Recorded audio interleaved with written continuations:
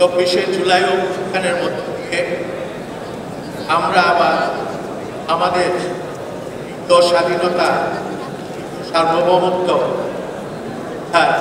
করতে পেরেছি, কিন্তু সংহত করতে পারি।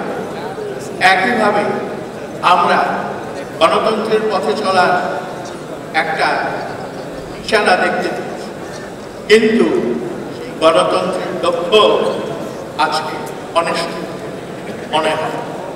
আমি এখানে আপনারা সবাই চিন্তাশীল মানুষ, মঞ্চে যারা উপস্থিত আছেন তারাও সবাই চিন্তাশীল। আপনাদেরকে দুটো প্রশ্ন চাই। একটা প্রশ্ন হচ্ছে what is the state of the state, দ্বিতীয় প্রশ্ন হচ্ছে what is the state of the nation. রাষ্ট্রের আজকের অবস্থাটা কি, জাতির আজকের অবস্থাটা কি? রাষ্ট্রের অবস্থা হচ্ছে, আপনারা জানেন, রাষ্ট্র একটা মেশিন, একটা যন্ত্র, এবং এই মেশিনের বিভিন্ন পার্টস থাকে। একটি রাষ্ট্র গঠিত হয় তার সামরিক বাহিনী, তার পুলিশ বাহিনী, তার আমলাতন্ত্র, তার গোয়েন্দা চক্র এবং বিচার এবং কারাগার।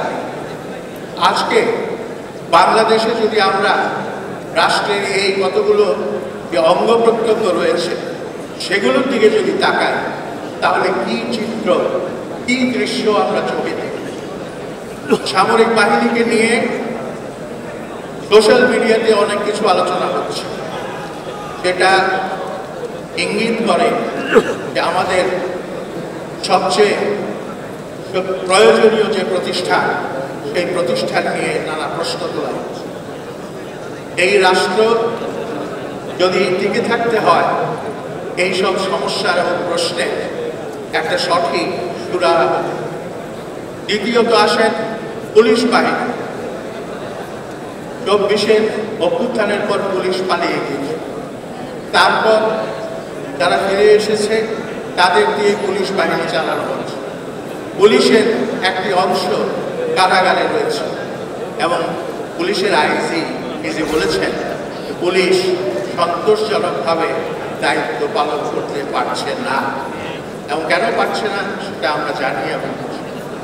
আমরা তো সেখানে এখনো কাশিবাদের ভূত রয়ে গেছে এবং সংবাদপত্রে বেরিয়েছে যে প্রত্যেকটি জেলায় নির্বাচন করার জন্য যে ডিসি প্রয়োজন, রিটার্নিং অফিসারের প্রয়োজন, সেই সংখ্যক নির্ভরযোগ্য রিটার্নিং অফিসার পাওয়া যাচ্ছে না।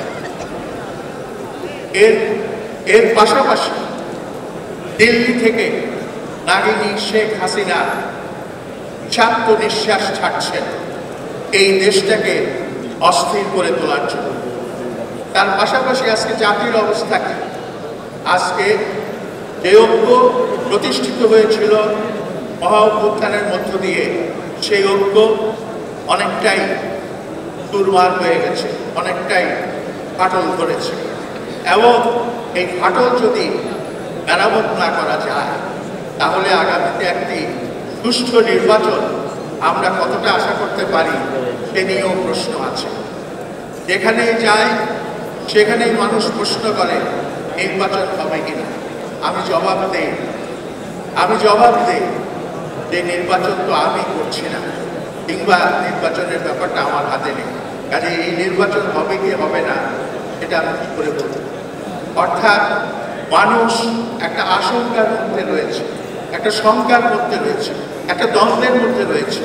আজকে তাই জাতীয় নেতৃত্বকে আরেকটু সাহসী হয়ে, আরেকটু সুদৃঢ় হয়ে, আরো শক্তিশালী মনোবল নিয়ে এই রাষ্ট্রীয় প্রশ্ন এবং জাতীয় প্রশ্ন, এই দুটি প্রশ্নের কিভাবে সমাধান করা যায় সেই দিকে একটু চিন্তা ভাবনা করার জন্য আমার এই জীবনের শেষ মুহূর্তে আপনাদের কাছে আমি আহ্বান রাখছি, আবেদন রাখছি, নিবেদন রাখছি।